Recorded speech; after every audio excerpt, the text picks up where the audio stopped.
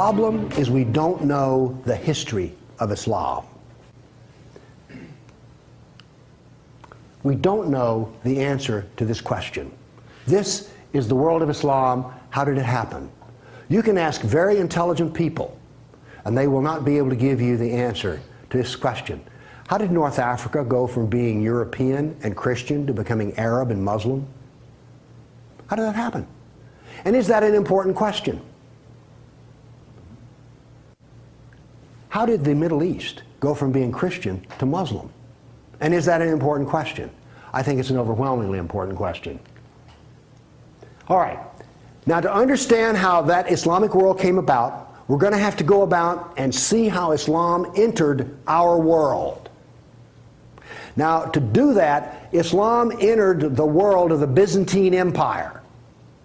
We know that in the Sirah, Muhammad's life, his last days were spent killing Christians and subjugating them. After he died, that process continued. So, let's describe the world that Islam invaded.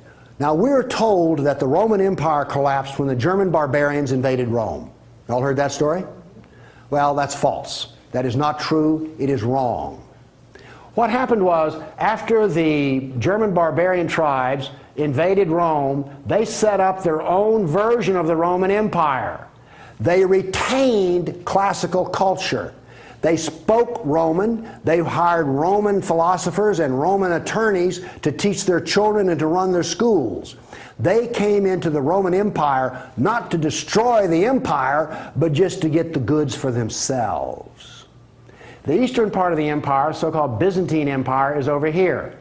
Now, this is after the German invasion.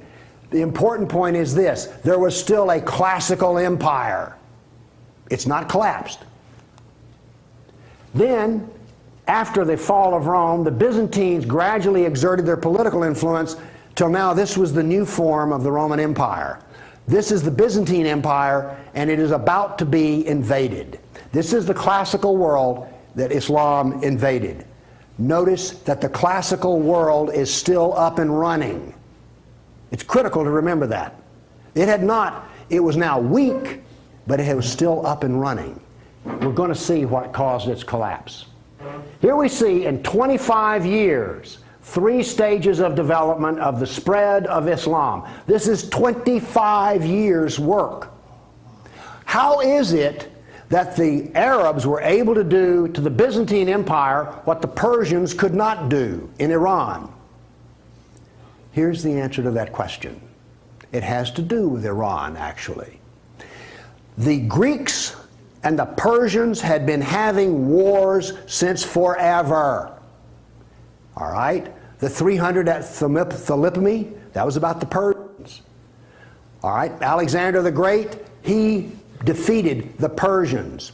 The Persians kept hammering on the Romans and then the Byzantines, and 25 years before Islam invaded, there was one massive last series of battles that left Persia weak and the Byzantine Empire very weak. Then comes along the Black Plague. 1 person in 3 dies. So the Byzantine Empire, when Islam invaded, had been weakened by a long war with Persia and the loss of 1/3 of its population. The economy had collapsed by 2/3. You think the Obama economy is bad? Try 2/3. So we had an empire that was weak, invaded by people with a mission. Now, what's important here is these 3 different shades of green represent the different caliphs. This empire is beginning to build here came from people who could be described as the apostles of Muhammad. Why is it important to know that? They knew Muhammad. They held his hand. One of them, Ali, married his daughter. Abu Bakr was his father-in-law. These people are not just brothers in the religious sense, they're brothers in the family sense. They knew Muhammad like I know my wife. And what did they do? Did they go out preaching the Quran? No, they didn't. They picked up their swords, got on their camels and horses, and went out whacking Christians and Persians. That is, this is the true nature of Islam. Here you see it. This is the fruit on the tree. Massive destruction. Now notice something else that's happened here. Egypt is the breadbasket of the Mediterranean.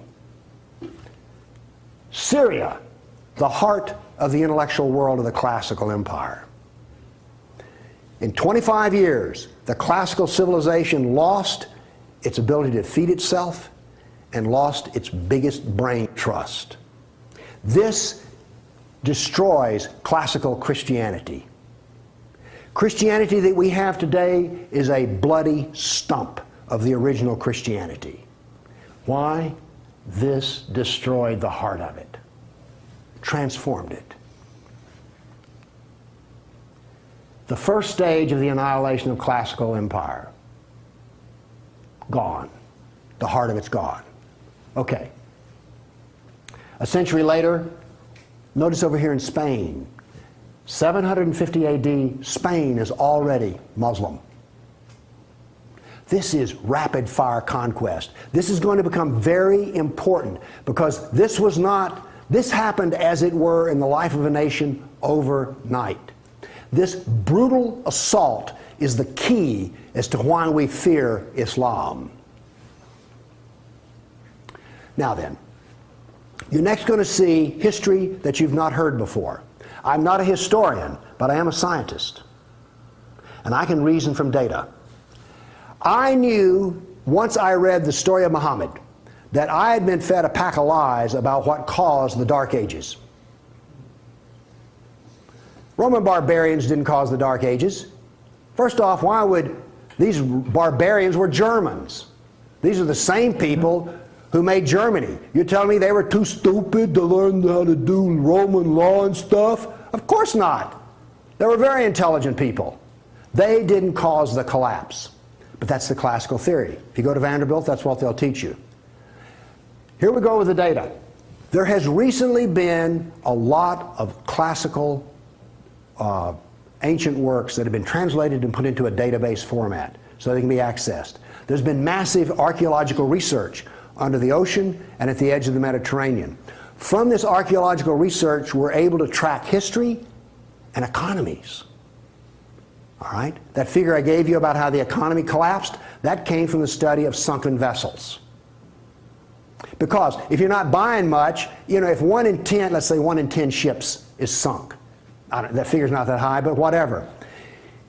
If you see a lot of sunken ships, there was a lot of ships sailing around. When they go down, the economy goes down. So from this data, we know a lot. And this, in particular, the database of ancient documents gives us 548 battles that Islam fought against the classical world. This is all new information. I've talked with people who consider themselves history buffs, and they go, well, let's see, battles of Islam against Europe. Let's see, we've got the invasion, we got Tours, we got the invasion of Gibraltar, we've got Lepanto, Gates of Vienna, collapse of... Okay, that's 5. You talk to a historian, and those are the 5 battles they can scratch up. And I remind you, you can have all of these slides if you just send me an email for it. Okay, what does this new data show us? It shows us this. See the white spots? They're brand new battles. They're going to change to red. These are new. Every time, I want to show you this all over again. Every tick is 20 years. The new battles for that 20-year period come up in white, then they fade to red to show you the history. So white's what's happening right now, red has happened. Let's see how these 548 battles act out over. We're going to watch, in 70 seconds, we're going to watch 1,200 years of conquest. Look how fast this is happening. Bam! Here comes... You didn't know France was hammered that hard, did you? You heard of Tours. Watch what's happening in Spain, in the islands. Now, many of these raids or battles, if they're at the coastline, are slave raids. The slaving that took place in here was extensive and went on and on. All of this work is also happening now then. We're now into the golden age of Baghdad. This is the punishment that's being handed out to Christians everywhere. In Spain, after one battle, there were knights' heads were cut off, and they made a pile so high that a man on horseback couldn't see over them. All of the European civilization in North Africa is now gone. I have a question. Have you read the 13th tribe? No. Okay. Now, pretty soon, and by the way, there will be a period of time, and you can see the clock running up here, there will be a brief blip of 5 battles that occur in North Africa, the Barbary Pirate Wars. We're on there. Okay? Now then, Byzantium has fallen. Now then, Eastern Europe is being hammered. Notice that it is relentless. It doesn't stop. This is the history that you're never told about. This is the history that explains how all of this came about. Now then, they're getting slower because Islam is becoming weaker.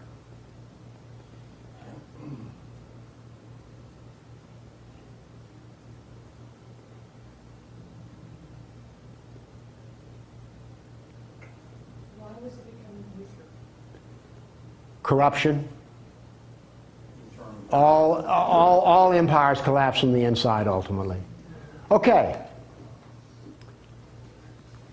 I say that what caused the collapse of classical civilization was not the invading German barbarian tribes. I say that classical civilization was destroyed by Islam. Now comes the question, why do we not want to know that? We're going to answer that question. All right, now I want to give you the headlines. With all those little dots, basically what I've showed you is just quantity. Okay? Relentless, but quantity.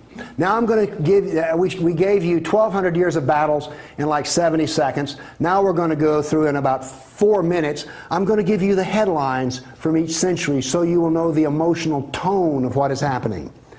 All right, 7th century. Muhammad sent Khalid out, the sword of Allah, to the Jizima tribe to offer Islam. They refused. He annihilated every one of them. At the Battle of Oasis in Iraq, for 2 days he spent out rounding up the losers, put them in a dry stream bed, and cut off heads until the stream ran with blood. He then took the captain of the Zoroastrian Persian tribe. His wife was there. He cut off the man's head, let the blood drain into the soil, and raped his wife in the bloody soil. That was one of the companions of Muhammad. This is the nature of jihad. Where did Khalid learn how to do that? From Muhammad. From Muhammad at the Battle of Khaybar. Umar conquered Jerusalem, and every Jew and every Christian became a dhimmi, which is a third-class semi-slave. You're now going to see, for the next few centuries, you're going to see Golden Age. We're told this myth of the Golden Age, how wonderful Islam is. So here's what's happening during the Golden Age. They started attacking Sind, which is the Hindus. 26,000 Hindus died. Armenian nobles were herded into a church after a debate, and the building burned down on top of them. At Ephesus, 7,000 Greeks are enslaved. We're still having the Golden Age. All new churches were ordered destroyed. At Amorium, there was massive enslavement of all the Christians. The Egyptian Christians revolt over the jizya, which is the dhimmi tax under the Sharia. Churches are burned, vineyards destroyed. 10th century, we're still in the Golden Age. In Thessalonica, 22,000 Christians enslaved. Christians massacred in Seville. In Egypt and Syria, 30,000 churches destroyed. You have your religion, I have mine. Still in the Golden Age, 6,000 Jews in Morocco killed, hundreds of Jews in Cordoba killed, 4,000 Jews in Granada killed, Georgia and Armenia invaded. In Hindustan, 15,000 killed, 500,000 enslaved. Golden Age, still upon us. In Yemen, the Jews are given the choice of convert or die. The Christians of Granada are deported to Morocco, and in India, cities are destroyed under the order convert or die. In one town, 20,000 Hindus became slaves. Still the Golden Age. 50,000 Hindu slaves decided to get freedom by converting to Islam. A new 20-year campaign created 400,000 new Muslims out of Hindus, Buddhist monks butchered, nuns raped. In Damascus and Safed, mass murder of Christians. Jews in Marrakesh massacred. Tabriz, forced conversion of Jews. Still, we're in the Golden Age. There are riots in Cairo, churches are burned, Jews of Tabriz are forced to convert. Tamerlane, one of the most evil men who ever lived, massacred 90,000 Hindus in one day. 30,000 in another battle, massacred in cold blood. Another Muslim leader takes 180,000 Hindu slaves. Oops, we're out of the Golden Age. See if you notice any change in tenor. Tamerlane destroys 700 villages in India. Now then comes he then turned to Iraq and annihilated the Nestorian and Jacobite Christians. The Nestorian Christians, half of the Silk Route in China was Nestorian Christian. The Nestorian Christians had emissaries and missionaries in the court of China. Afghanistan was partly Christian. All right? Gone. This is part of the destruction of the church that no one knows about. 700 years of attack, they finally destroy Constantinople. 16th century, the son of Tamerlane destroys temples, forced conversions. Two of his generals built 2 towers of human heads. Once again, you couldn't see over them. And then noble women, Hindu women, started the practice of sati, which was mass suicide in order not to be sex slaves inside of the Sultan's harem. 17th century, Jews of Yemen and Persia forced to convert, forced conversions of Greeks. The Zoroastrians are persecuted in Persia, and over 500,000 killed Hindus. 18th century, more Zoroastrian persecution, Jews of Jeddah expelled, Jews of Morocco massacred, Hindu persecution continues. 19th century, more forced conversion of Jews, Jews of Baghdad massacred. Oops, 250,000 Armenian Christians slaughtered in Turkey. Now then, in Persia, the Zoroastrians are completely annihilated. 20th century, over 1 million Armenian Christians killed. 1 million. So you now not only know the number of battles, you now see the tenor of what's going on. You now know quality and quantity. Do you get the drift on how bad this was? Now then, the establishment doctrine is that we've already told you classical collapse had nothing to do with Islam, and indeed Islam was a source of good, because the hillbilly Europeans lost their classical learning and the shrewd, smart Arab Muslims preserved all the knowledge in the Golden Age. This is what is taught in our schools. I maintain that it was annihilated by Islam. Okay, we've been talking about land here. I now want to talk about water, because classical civilization was based upon the Mediterranean Sea. Egypt was part of the Mediterranean world. It was not part of the African world, okay? Because to go from Alexandria, Egypt to Nigeria was a lifetime. But you could get on a ship and be there in 10 days. Does this make sense? It was cheap transportation. You could haul a ton of grain from Egypt to Rome as much as it cost 75 miles by ox cart. This is important. I'm going to be driving back on the interstate after I finish talking here. I do not expect to be attacked or shot at on the way. I presume that the interstate is safe travel. It used to be that way under the Roman peace. That ended. The importance of naval work, as many as 500 boats could be in the harbor of Constantinople. The collapse of the freedom of sea. Let me show you something. Now we know this from history, the data. Rome used to communicate with France by boat. After Islam, they went overland through the Alps. Why did they do that? There was no longer freedom of the sea.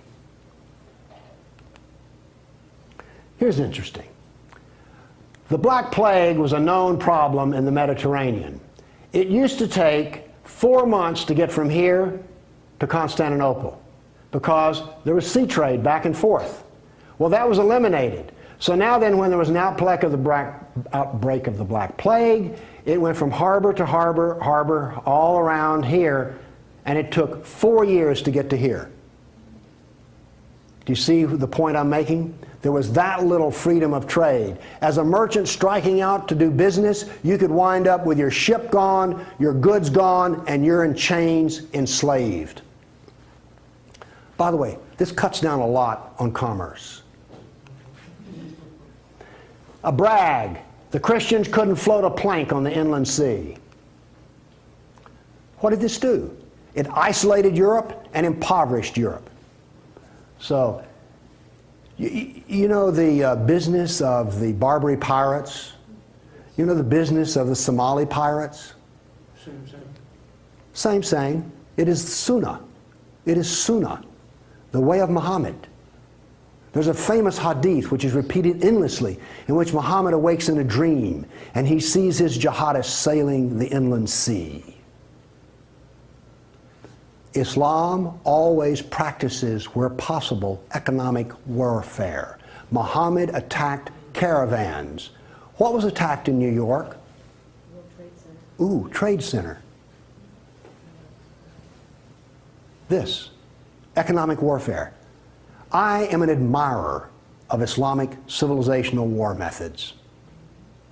They're superior to everyone else's thinking in war. They use everything for war. Everything, including the womb. This was an economic jihad. There were three, you've heard of the Dark Ages? Well, there were three Dark Ages. One in Europe, one in Turkey, one in North Africa. You weren't told that, were you? Wonder why. Here we see some ruins. What's the importance of these ruins? Well, they're up and standing. What happened to all the ruins in Rome? Well, the people who were still living there used them as quarries. They harvested them. The Colosseum remained simply because it was so big. What does this tell us here? If all this stone is still stacked up, there were no people. The invasion of North Africa was so brutal and so fast that it actually left in the harbor a layer of silt. Here's how that happened. North Africa used to be farmland, irrigated farmland. The Romans, clever men that they were, put along the roads in North Africa olive trees for shade and for keeping the road fixed for free. Because what would happen is you would bid on buying a lease on a stretch of Roman road in North Africa. You maintain the olive trees and the road, and you got to keep the olives. So the Romans got money from selling the lease, and then they got the road fixed for free, and somebody has a business making money. Is this clever or what? That all ended because the invading Arabs were not farmers, they were herdsmen. The people there were Christian, and so therefore when the average Arab family would own 50 goats. They put their goats out into the fields of Christians, and the Christians as dhimmis had no right to protest. Between death and the erosion of the crops, there was this produced a layer of silt in the harbors. So that's how brutal, hard, and fast came about this collapse of economy in North Africa. What was left for a European economy? Furs, lumber, swords, and slaves. We're now really getting to one of the points where we don't want to know this history. Anybody here all real proud about how some of your ancestors were taken off a coast in Italy and then put into a harem in North Africa? And now you have children from that who are distant relations. You see, you may have distant relations in the Arab world you don't know about, because 1 million Christians were sold into slavery. And by the way, the Venetians helped to do that. And another embarrassing piece of news is this. The Jews were very big in the trans-Mediterranean slave trade. Nobody comes out of this looking good. No one looks good. Are you also beginning to see, like, I don't think I want to know any more about this history at all? Okay? Are you catching on here? All right. Now, the other thing we're told that's so bad about Christianity and so pitiful about those poor Muslims are the Crusades. Who's ever heard this? Well, the Crusades, oh, that's so embarrassing. Gosh, you know, we got out of Europe, we went over there and invaded the Arab lands, and then we killed them and hurt them, and like, oh, I've heard preachers wallow in pity about how drastically bad the Crusades were. All right, first off, Islam, remember, destroyed 30,000 churches. The Jews and Christians were dhimmis. There was an infinite number of brutality against Christians. Christians were fleeing the Middle East, and the Byzantine emperor appealed to the Pope, help us, please. Now, this was a big thing to do, because the Byzantine emperor and the Pope did not get along at all. But these were desperate people. And what did the Pope look out and see? This is the world that he saw in 1100, the time of the First Crusade. Well, let's see, this much of Spain is Muslim, and we're getting our behind kicked on a regular basis. Oh, well, this Christianity's gone. Oops, this Christianity's gone. And look at all the battles in the non-Christian, in the areas that are still Christian. Do you see the geopolitical problem that the Pope was facing here? This was not just some, you know, we'll saddle up, get on our horses, and go steal from them Arabs, which is what you're told. This is the political picture. But now then, let's do this. Let's look at a battle map for the Crusades. Let's be fair. I showed you the Jihad map. Now here comes the Crusade battle map.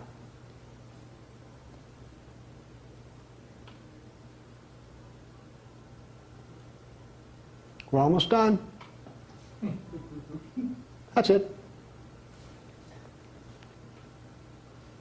Now we're told that the Crusades are the moral equivalent of jihad, and therefore we need to be ashamed and whine and cry. All right, the Crusades were defensive, lasted 300 years, and the last one was over 800 years ago. All the jihad was offensive, lasted 1400 years, and it's happening right now. In all probability, some Christian is being slaughtered in Nigeria today. Now, is this moral equivalence?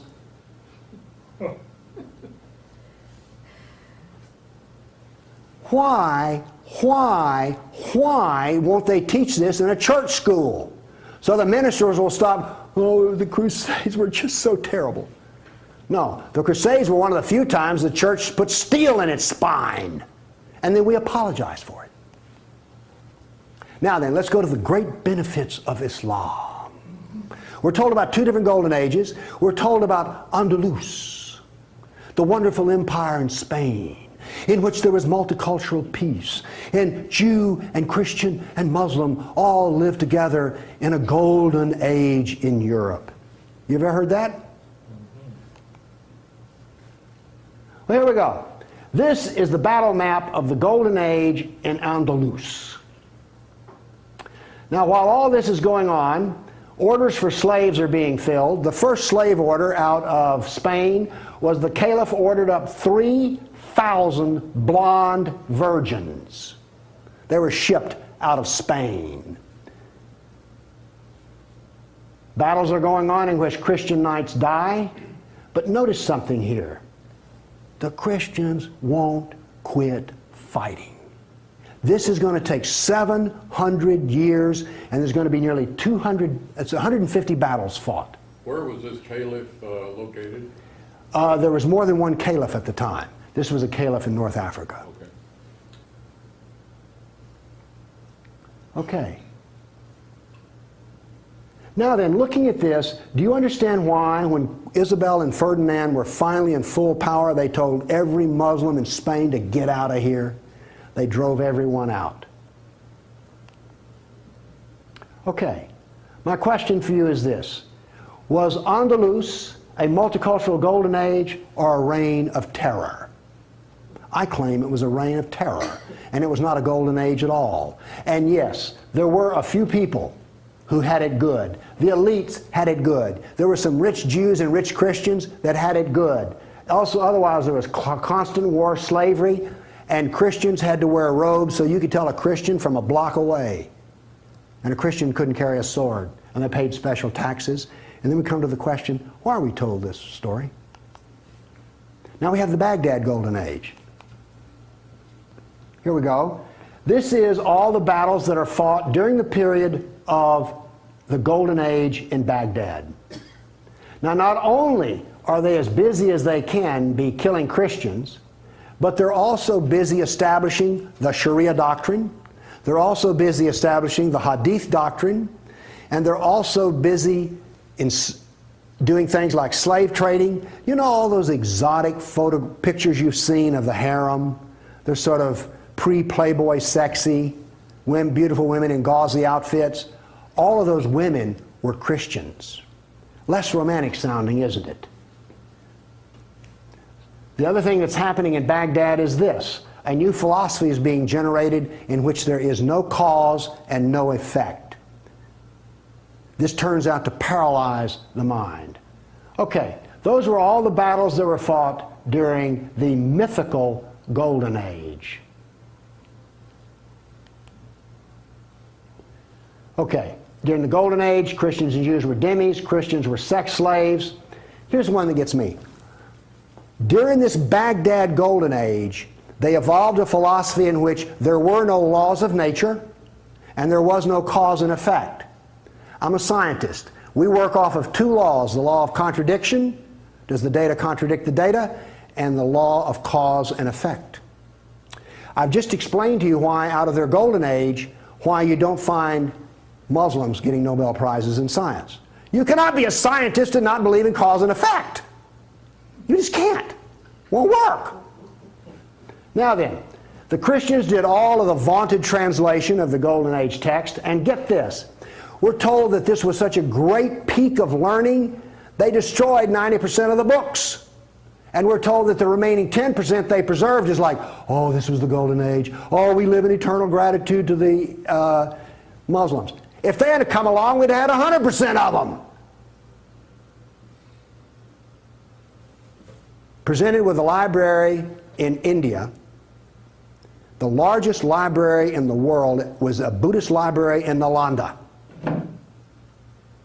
They came to him and reported the existence after they had conquered, and they said, what shall we do with the library? The order from the general was this. If it contains any information that is in the Quran, we already have it, burn it. And if it contains any information that is not in the Quran, it is false, burn it. The same was done with most all of the libraries. And why are we told this was some wonderful golden age that preserved knowledge for us? Ottoman Empire, 1683. The reason I have this up here, Islam in Europe. That's the world today. I've now explained to you how this world came about. It came about through relentless, brutal persecution of everyone who was not a Muslim. Now then, let's change to modern times. All of that work stops in 1922. This works off a database of 19,000 jihad attacks since 9/11. There are things like this. I know the date, the country, the city, how many are killed, how many injured, and a description. Now, when you present a guy like me with 19,000 pieces of data, I start asking questions, how do we make this make sense? So let's make it make sense. By the way, you did hear all about these 19,000 attacks in the Tennessean and the local newspaper, didn't you? You did hear about this. It was on the nightly news. We've heard about Fort Hood. Oh, the workplace incident. Oh yeah, I got that. All right. Anyway, moving along here. This, by the way, is where all these took place. I just think that's interesting. And you'll notice something. This is the Islamic world, and it all centers around it. But notice how much is happening in Europe. Okay. I take the data and I parse it and I divide it. I use Islamic doctrine to analyze this data. What does Islam insist on? Well, in my first lecture, I told you they're fixated on the kafir, right? So I use the kafir to analyze this data from an Islamic standpoint. See, I'm the ultimate multiculturalist. No, really. I'm the only person you've ever met who analyzes Islam on the basis of Islam. Here we go. Here we have, in the last 10 years, the total number of attacks. In the green, we have Muslim on Muslim violence. You mean a Muslim will kill a Muslim? Really? They're doing it in Syria as we speak, right? Remember Iran, Iraq? Okay. Then we have the only one I care about. I mean, my motto here is sell weapons and intelligence to the loser. I'm very serious. You think I'm joking. I know. Okay, here's our story right here. Stays pretty level. That's interesting. By the way, there's hardly a day in which there's not a jihad attack. Modern jihad is relentless, just like classical. Oh, by the way, one of the things this curve proves right here, Islam is bad for Kafirs, Islam is bad for Muslims.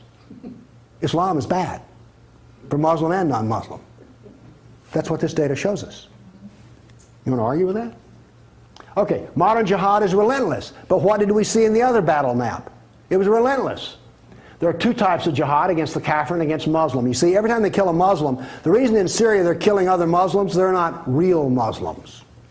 Okay? Now then, we've introduced, however, a new phenomena. The mom and pop, non-state jihadi shop. Okay? All of those battles up to 1922 were out of the caliph. Okay? We now have non-state jihad. That is all that is different. Okay, jihad attacks per year. I just chose the top 4 nations. But this doesn't really give us what we want because Israel's teeny weeny and India's great big, so let's do this on per capita. Now then, Israel, I bet you were surprised about Thailand. You didn't know that Thailand was getting whacked on a regular basis, did you? And look, here's a Christian nation, the Philippines, ranks number 3. And then India was Hindu. Oops, wait a minute. Do you know what I just told you? Jihad is against the Jew, the Buddhist, the Christian, and the Hindu. This is the data. Now you go to these dialogues, these multicultural smoozes they have, where the preacher and the rabbi and the imam show up. The preacher and the rabbi show up to tie, the Muslim shows up to win. And then what does the Muslim tell them? Oh, the Christians and the Jews, they're people of the book. Oh, we're brothers in the religion of Abraham with the Christian and the Jew. You know, we're practically the same. We're brothers in Abraham. How's that stuff work out? Well, here's one of your people of the book. Here's another people of the book. Turns out they'll kill a Jew, a Buddhist, a Christian, or a Hindu just as fast as they will another. So much for being brothers in the religion of Abraham. The data does not support the theory. Therefore, the theory is wrong. There is no brotherhood of Abraham, except in the minds of people who occupy pulpits. The jihad is against the Jew, the Buddhist, the Christian, the Hindu, and the secularists, by the way. The secularists are the worst of all. Well, maybe worse than the Hindu. It gets hard to know, you know, I mean, really. It's against all Kafirs. That's who the jihad is against. The religion of peace, here we go. 548 battles, 19,000 jihad attacks. In 12 decades, in 1,400 years that are jihad free. Therefore, Islam is 91% violence and 9% peace. So George Bush was 9% right when he declared religion of peace.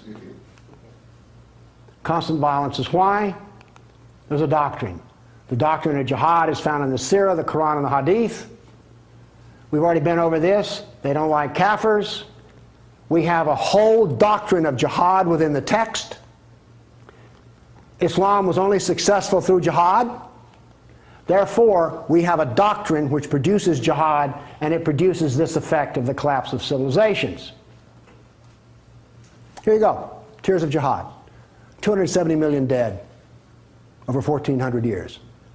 Read them and weep. Read them and weep. The doctrine drives history. History shows the true nature of political Islam. Political Islam is the enemy of all Kafir nations. There's an intellectual history.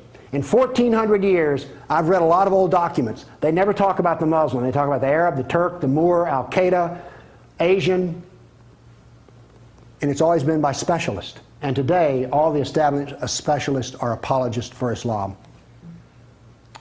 Why was the Quran code not cracked in recently? How come we don't teach Muhammad? And why is the Golden Age propaganda taught?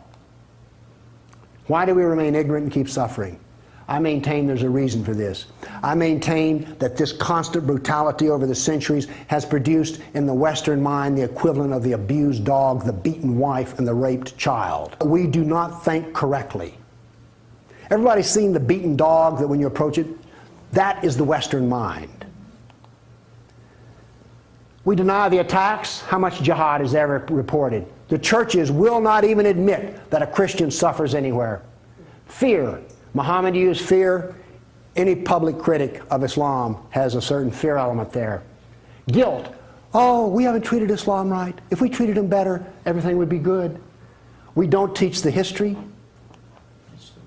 We humiliated. Who here is going to go home and brag about how your ancestors were slaves, how your history was annihilated, and that all we teach is the lie of the golden age? Have you not noticed since 9/11 how bitter and angry politics has gotten? The reason is we're not allowed to get angry at the enemy, so we get cranky with each other. We're powerless. Anybody want to debate about this? The abuser. Muslims will not admit they sold a single slave or ever killed a person. They're arrogant and self-confident. Islam is perfect. Word Islam means submit. They expect submission out of us, and they get it. Islam is the victim. After 9/11, I heard this. The real victims of 9/11 were the Muslims. You've heard that anywhere? After 1,400 years of jihad, brutality, enslavement, theft, deception, rape, annihilation, and insults, the kafir mind has become identical to that of an abused victim. Our only solution is to face our history and welcome it and embrace it. So what I'm going to do right now is I'm going to crunch 1,400 years of Islamic history in 5 minutes and make it as exciting as I can possibly make it. Because I hated history when I was a little girl. At this age, I appreciate history. And now I understand why they say those who don't learn from history are doomed to repeat it. In order for you to understand why Western civilization is very different than the Islamic world, you need to understand the history of Islam. When Prophet Muhammad supposedly revealed his revelation from the angel Gabriel that he is supposed to be the last of the prophets in the early 600s, he started preaching in his own city, Mecca. He tried to recruit friends and followers to be able to spread his religion. And he tried for 12 years and failed. And after 12 years, he was only able to recruit his immediate family and friends. So he decided, if I go to Medina, which was the Jewish hub of Arabia, the business hub where the Jews lived, if I go there and preach my religion to them, if they accept me, that will buy me respect and stature between my own people, and they will accept me. So Prophet Muhammad started borrowing a lot from the Old Testament to make his religion more palpable to the Jews, to make it a lot similar. This is why you see a lot of similarities between Judaism and Islam. For example, Jews don't eat pigs, Muslims don't eat pigs. Jews pray a few times a day, Muslims pray a few times a day. Jews fast on Yom Kippur, Muslims fast on Ramadan. And this is why you started seeing a lot of good writing in the beginning of the Quran when Prophet Muhammad was saying all the good things about the people of the book. He took his message and went to Medina trying to recruit the Jews, talking about the people of the book, talking about how similar the two religions are. When they refused to accept him and follow him as the last of the prophet, that's when he turned against them and started killing them and started expelling them. That's when Islam went from a spiritual movement for the first 12 years of Islam into a political movement cloaked in religion after the year of the Hijrah, after Muhammad went to Medina and the Jews did not accept him. He became a military warrior and declared war on them and started expelling them. Jews and Christians became dhimmi, or second-class citizens. They were only allowed to stay alive and not be killed only by paying the jizya, or the protection tax. So they had a choice: convert to Islam, or if you want to stay alive, you have to pay the jizya or protection tax, living as dhimmi in the Islamic nation. Christians and Jews could not ring church bells. Jews could not blow the shofar. Christians could not ring church bells. They could not pray publicly. Christians and Jews could not gather together and build new churches or new temples. And the way they paid the jizya or the protection tax was in a monthly ceremony where they would get together downtown and the Jew would kneel on his knee and hand his goods to the mullah, who would take the goods as the price for buying the protection. And in many areas, Jews and Christians were given necklaces to wear as a receipt that they paid their jizya or their protection tax. Jews considered najis under Islam. Najis is bodily fluid. Najis is garbage. Najis is dogs. Najis is dirty. So Christians and Jews were treated as second-class citizens. Islam continued to grow. As Islam grew, more people became dhimmi or second-class citizens. Jews and Christians were given identifiable clothing. The yellow star, which was given to the Jews that most people think is a German invention. It was actually an Islamic invention in the 9th century in Iraq by the second Khalif al-Mutawakkil of Iraq, who invented the yellow star for the Jews to be identified as they walked down the street. Because Jews were considered najis, if a Muslim man or a Jew walked on the same side of the street, the Jew had to cross the other side so the Muslim man can walk, so he's not dirtied by the filth of the Jew. Christians were given the zunnar, the belt, which most of you men are wearing right now. That was an Islamic invention for the Christians. Islam continued to grow. They went all the way to Jerusalem. They conquered Jerusalem. Christians couldn't ring their church bells in Jerusalem. The Pope in Rome in 1090 told the Christians, how could you sit idly by and allow your brethren to suffer like this in the Holy Land? You need to go liberate the Christians. You need to go help the Christians. That's why the Crusaders were launched. The Crusaders were not launched because they just felt like waking up in the morning and going and converting a bunch of Muslims or beheading them. The Crusaders were launched to liberate Jerusalem. And they were able to liberate Jerusalem for less than 100 years before Salah ad-Din al-Ayyubi, Saladin, took it back, and Jerusalem remained under Islamic control until 1967, when the State of Israel liberated Jerusalem, where Christians, Jews, and Muslims could pray under the same sky. The Crusaders continued fighting Islam, and for 300 years they tried and failed. And by the 1300s, the Crusaders disappeared because they could not win against Islam. Islam continued to expand. They went all the way to Central Europe. They went all the way to China. They went to India. They conquered Spain. They changed the name of Spain from Spain to Andalusia.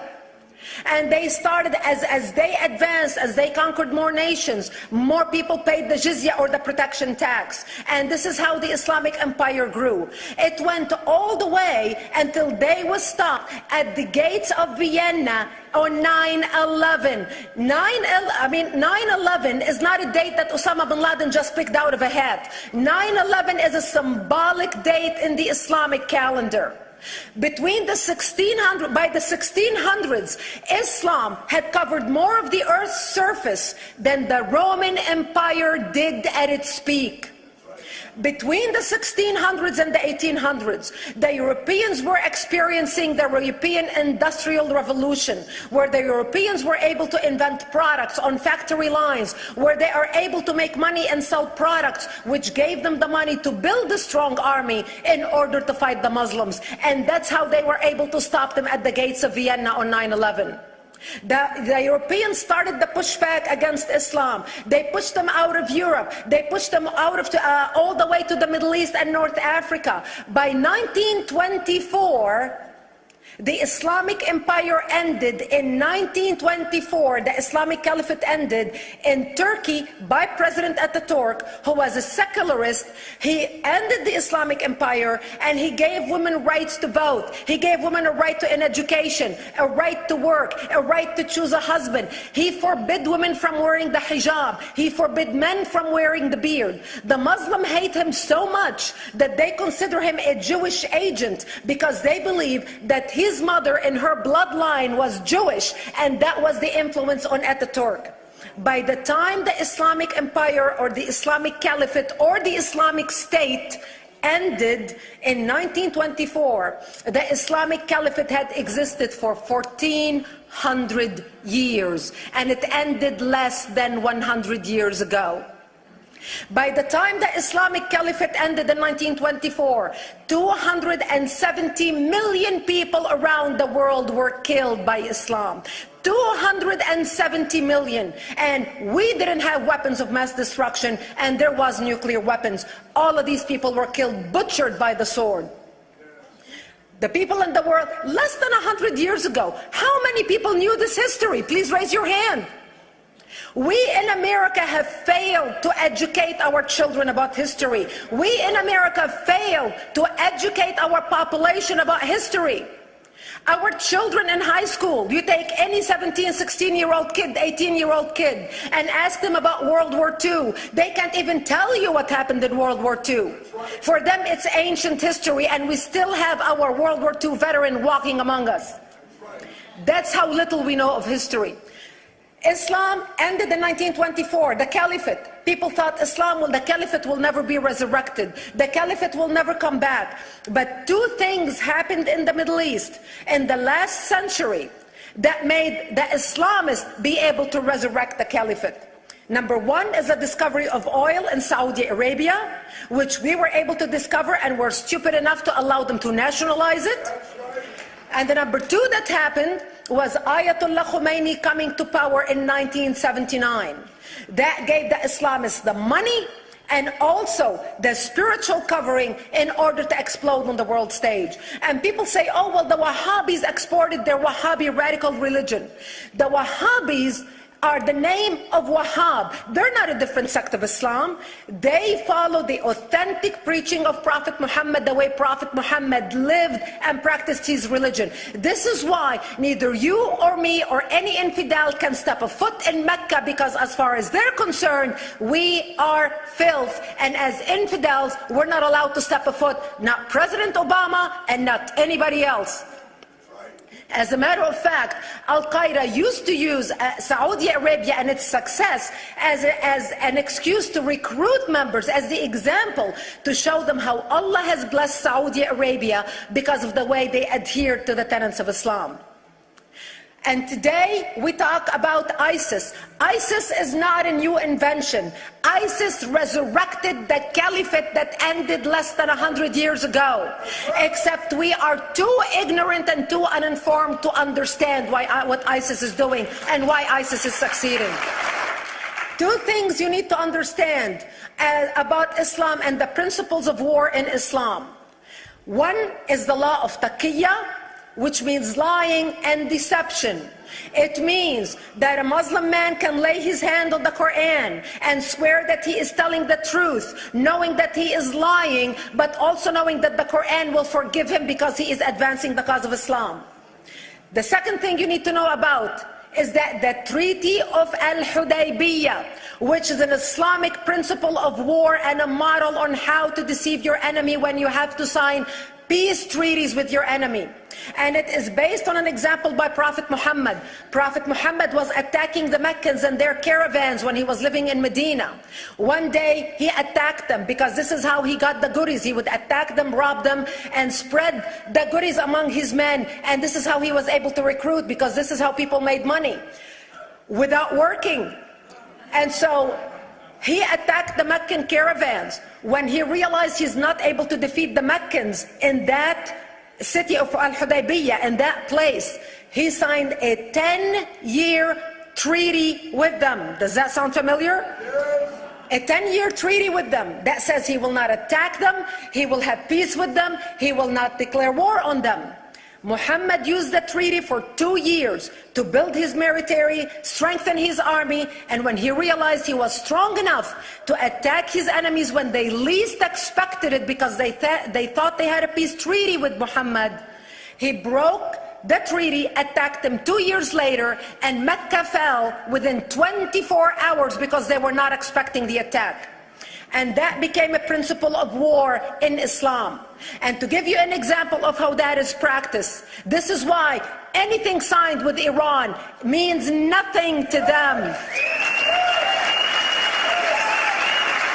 And to give you an example of how this law has been put to use in recent history, Yasser Arafat, who's not an Islamist, but he is a Muslim, met with the Israelis and signed the Oslo Accord in 1993. Remember all the handshaking at the lawn of the White House? The Oslo Accord, Yasser Arafat used the peace treaty, the Oslo Accord with Israel, to get Israel to bring him back and give him his territory, finance his military, train his police, and give his police the weapons. Yasser Arafat broke the Oslo Accord 8 years later, didn't even wait 10 years, and declared the second intifada in 2000, and all hell broke loose. He used the same treaty to win and deceive against his enemies and deceive his enemies. When Jordanian press, after Yasser Arafat signed the Oslo Accord with Israel, and Egyptian press would interview Yasser Arafat, and they would say, how could you sign a peace treaty with the devil? How could you sign a peace treaty with the Jews? Yasser Arafat will tell them, remember Hudaybiyah. That's all he would have to say. The whole Muslim world knew exactly what Yasser Arafat was talking about. We in the West and the Jews in Israel, it was over their heads. Nobody understood what Hudaybiyah was referring to. And this is the type of deception that we are dealing with. So when Iran signs a peace treaty with the United States for 10 years, they are using us as useful idiots, as gullible, ignorant people who are signing a peace treaty with the devil in order for Iran to continue her thing. That is why it is so important to be wise about who we're going to put in the White House next year. This is why it is very important that whoever we're going to elect next year to office, that the next president be well informed about the history of radical Islam, understand our enemy, understand what ISIS is all about, understand what their end goal is. And this is exactly, people are wondering how come ISIS is having such success recruiting people from all over the world. They exploded all over the world. The Pew Research did a poll, and of course the Pew Research is not Brigitte Gabriel, is not Fox News, is not Tony Perkins. The Pew Research did a poll in 2013 when they went around the world and interviewed Muslims from Islamic countries all over the world, and they asked them two questions. Would you like to have Sharia law as the law of your country? And would you like to see the Islamic Caliphate? And remember, this was in 2013, before ISIS. The 5 top countries in the world, in the Islamic world, the 5 top Islamic countries: Indonesia, 204 million Muslims; Indonesia, Afghanistan, Indonesia, Pakistan, Egypt, Nigeria, and Bangladesh. 77% of Muslims interviewed in these Islamic countries, 77% want the establishment of Sharia law and want the establishment of an Islamic state. That means 77% of the world, quote, moderate Muslims agree with the establishment of ISIS and what ISIS is doing.